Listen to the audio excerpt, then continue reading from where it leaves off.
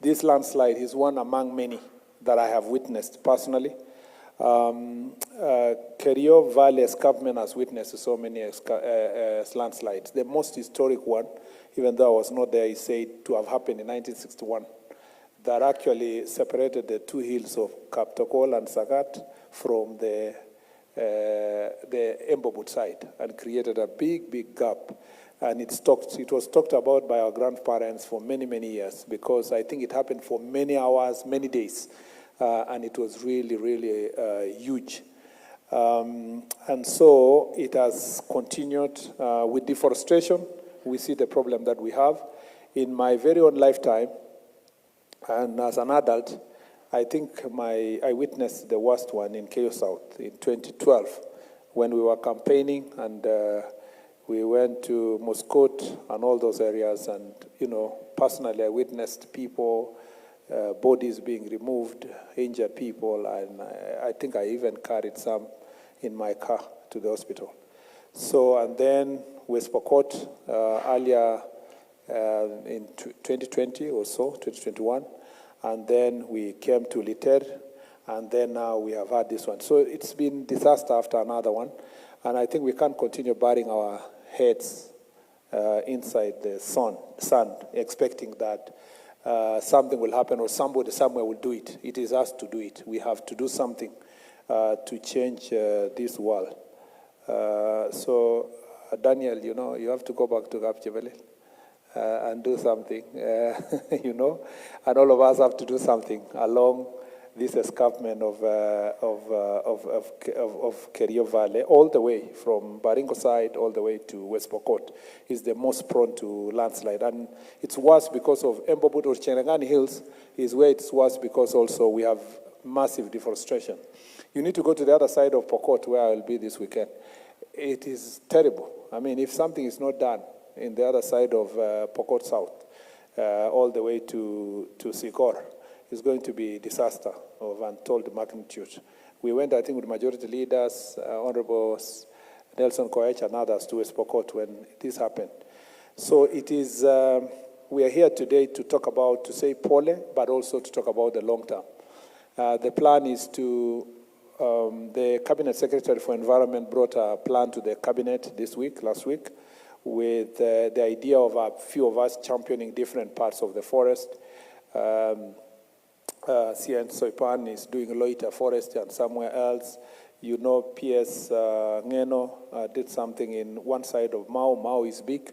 I have seen CS Mvuria is volunteering to take care of some forest in Kwale. I was volunteered forcefully as a Embobut Forest evictee to become to become the patron for Cherangani Hills, And Chris has done a very good job in Kaptagat. Fencing or no fencing, he has done a good job. And we have a lot of debate with him. We had, even when he was PS Environment, about what to do with Embobut. And so we need to find a solution. I know Embobut was not part of the ones that were approved in cabinet for excise, and I don't think it's for bad, it's for good reason. We still have to do a bit of consultation, because if we had done it the way it was, we would be degazetting nothing. We would be degazetting the escarpment for people to live in. So we still want to do a bit of consultation to make sure that where we degazette is helpful to the people who want to live there. And we'll be asking all the leaders who are here. We continue, and the president is very much aware. By the way, I can give you a very interesting story. It is President William Ruto, as Minister of Agriculture, who resolved the question of below the road. The below the road was his initiative. What had happened, and Honorable Lina was the MP, houses had been burned, and we were discussing compensation and so forth. So in 2009, we flew with him. That's the first time I used a chopper. So we flew with him to Embobut, and Norway Kesa was the Minister for Forest. So we went there, we had a baraza, it was agreed. Honorable Lina put us in a task force. I was in the task force, I was Mutiake Mkono. We sungukat, we agreed, we wrote names, we compensated families, and then we agreed on below the road. And that is how below the road became the byward in Embobut. But then it's too small. And then the road was arbitrary. So if you reach Maron, Wewo, everybody else will just be waiting to die if you tell them to leave below the road, because where they used to live in the glades have already been depleted.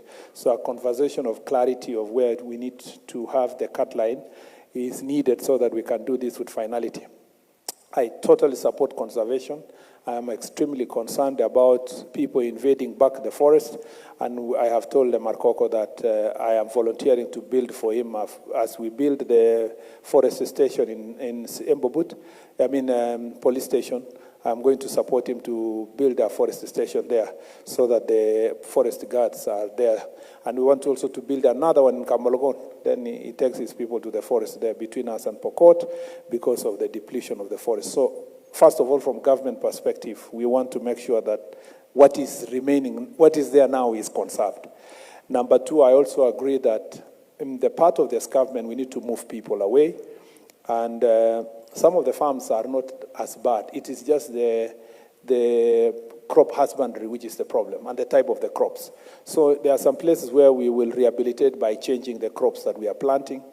There are also decisions for where people will have to move, especially below clearly the Spencer line, which is Mr. Spencer as an agriculture officer for Elgeyo Marakwet in colonial days had established that if we want to conserve the forest, that is the line we have to put there.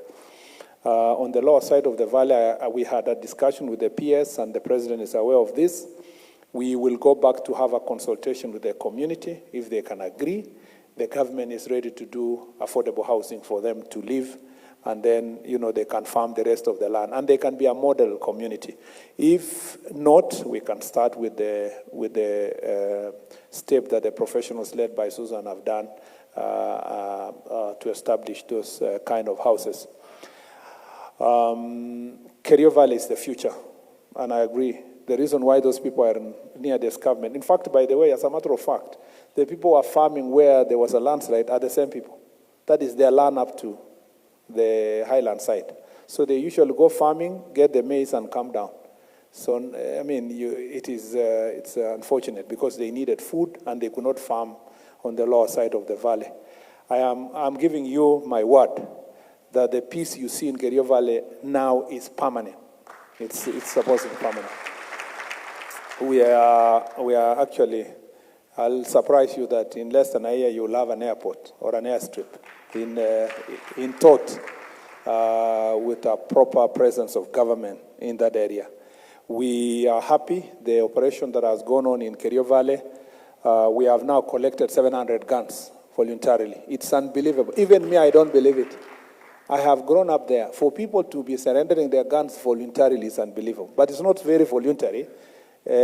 Something had to be done initially, but now it's very voluntary. Yeah, and in a way, it's Baringo just crossed 300 this week, I think. DIG, I think 300. Yeah, 370. And Elgeyo Marakwet also reached about 300. West Pokot is where we are making slow progress. We have agreed with the president that when it crosses 1,000 and something, we'll go and ban them somewhere in Kolo or Tot, and as a signature that we will never go back there again. And we mean business. And we have asked everybody, we know where your gun is, how many guns you have, who you are, and we have asked everybody to give us.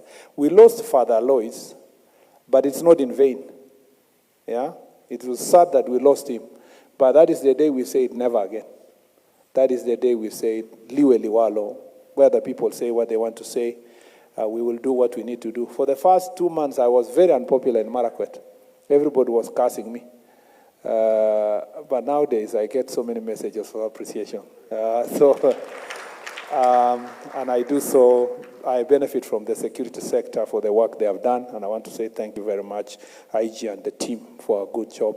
Infrastructure is going on in Kerio Valley. The only thing we agreed with Davis, I know we are doing the road, the tarmac road between Kilangata up to West Pokot is all going. There is a good Chinese contractor who is doing a good job there. The road from Barbelo to Tot is also ongoing. Recently, because of the securitization, we have money that it can bring the contractor to Tot.